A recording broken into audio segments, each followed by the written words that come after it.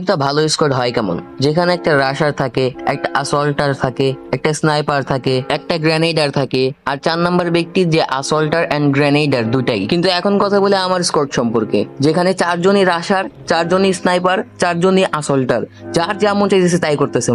যে আজ পর্যন্ত কখনো গ্রেনেড মারে নাই সেই গ্রেনেড মারতেছে লেবরার বাচ্চা। ও গ্রেনেড মারতেছে, গ্রেনেডটা এসে উল্টা ওর গায়ের পরেই পড়তেছে, তারপরে ও গ্রেনেড মারতেছে।